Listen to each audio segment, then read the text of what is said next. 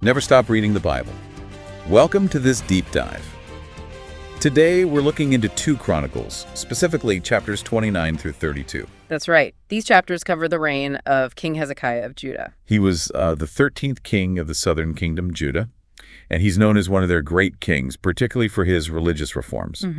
Definitely one of the most significant. Those reforms were quite extensive. So our mission here is really to unpack the key events in these chapters and, grasp the significance of what Hezekiah did as it's laid out here. Sounds good. Chapter 29 is where it really kicks off. Okay, so chapter 29, what's the first thing we see?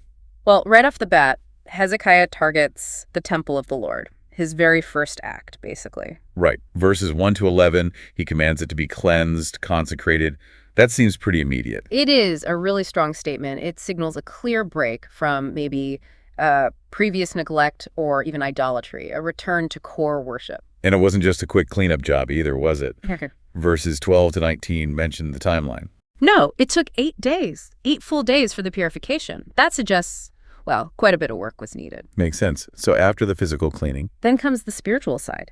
Verses 20 to 24 describe Hezekiah ordering the priests to offer sacrifices. This was for atonement for all of Israel. Atonement. So seeking forgiveness, reconciliation with God. Exactly. A crucial step in restoring that relationship. And how did the people take this? Verses 25 to 30 talk about their response. Oh, they were involved? Widespread participation, offering their own sacrifices, lots of praise. It sounds like people were ready for this. Like a community really wanting to reconnect. Absolutely. And you see the scale of it in verses 31 to 34. There were so many offerings that the priests actually couldn't keep up. They were overwhelmed. Wow. So what happened? Levites had to step in and help handle the sheer volume of sacrifices. Ah, the Levites assisting the priests. Makes sense given their temple roles. Right. And it just underlines the enthusiasm, the buy-in from the people. The end of the chapter, verses 35 and 36, mentions joy. Yes, great joy. For Hezekiah, for the people. Because worship was properly restored, it feels like a real high point. Okay, so moving on to chapter 30. The focus shifts a bit, doesn't it? It does. Hezekiah builds on that momentum. Now it's about celebrating Passover. Passover, right. The commemoration of the Exodus from Egypt. Yeah. A huge deal. Exactly.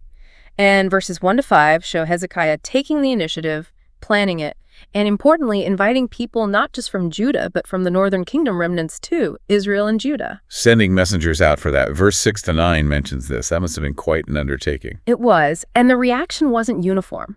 Verses 10 to 12 are interesting. How so? Well, some people actually mocked the messengers, laughed at them. Really? So not everyone was on board? Apparently not, but others, particularly from tribes like Asher, Manasseh, and Zebulun, humbled themselves and did come to Jerusalem. A mixed response then. Yes, but the text also notes God's hand was on Judah, moving them toward unity for the Passover. And the timing was unusual too, wasn't it? Not the standard month. That's right. Because of all the preparations, maybe the state of the temple initially, they held it in the 2nd month on the 14th day, along with the Feast of Unleavened Bread.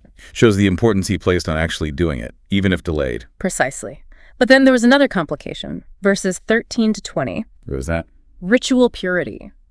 Many attendees, especially from those northern tribes like Ephraim, Manasseh, Issachar, and Zebulun, they participated without being properly purified according to the law. Ah, so they ate the Passover lamb, but weren't technically ready? Correct. It was a violation of the regulations. How was that handled?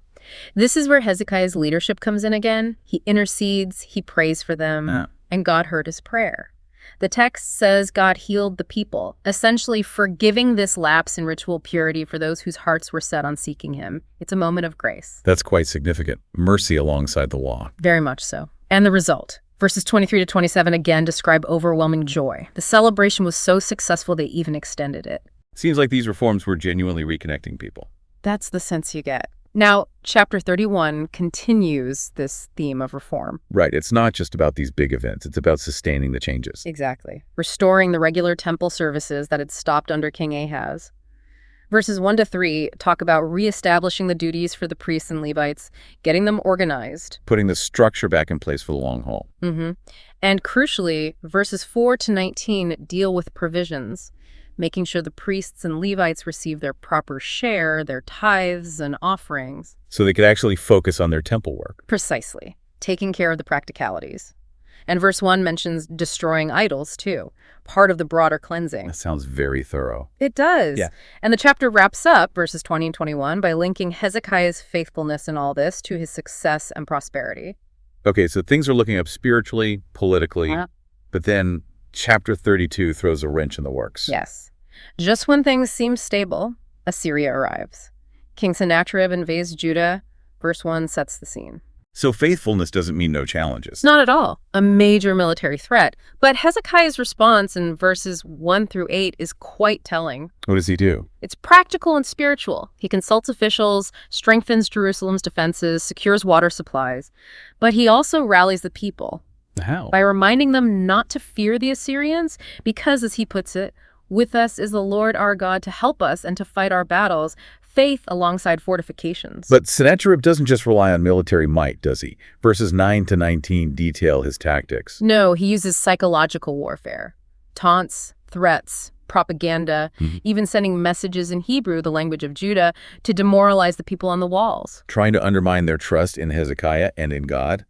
Blaspheming God, the text says. Yes, directly challenging God's power compared to the gods of other nations Assyria had conquered. It's intense pressure. So what's Hezekiah's counter? Verse 20. Prayer. He and the prophet Isaiah cry out to heaven together. They appeal directly to God for deliverance. And the response described in verses 20 to 23 is dramatic. Extremely. An angel of the Lord goes into the Assyrian camp and wipes out their commanders, their warriors. Sennacherib is forced to retreat in disgrace. A clear divine intervention. Unmistakable in the narrative. A powerful answer to prayer. But the story doesn't quite end there on a perfect note, does it?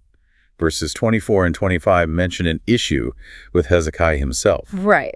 After recovering from an illness, and perhaps buoyed by his successes, the text says his heart became proud. This lapse brought God's wrath or displeasure. A moment of human failing, even for him. Yes, but importantly, verse 26 shows his response. He humbled himself. He repented for his pride, along with the people of Jerusalem. And that averted disaster. It did. God's anger turned away. It shows that repentance makes a difference. Then the final verses, 27 to 33, they sort of summarize the rest of his reign. Yes, they talk about his great wealth, his honor, the construction projects, things that reflected God's blessing after his return to faithfulness, and then, of course, the account of his death and burial. So these chapters give us a really full picture. Restoration, challenge, failure, repentance, deliverance. It's a complex portrait of leadership and faith in action, showing both the heights of devotion and the reality of human weakness, all met by God's intervention and grace. From the Center Studio.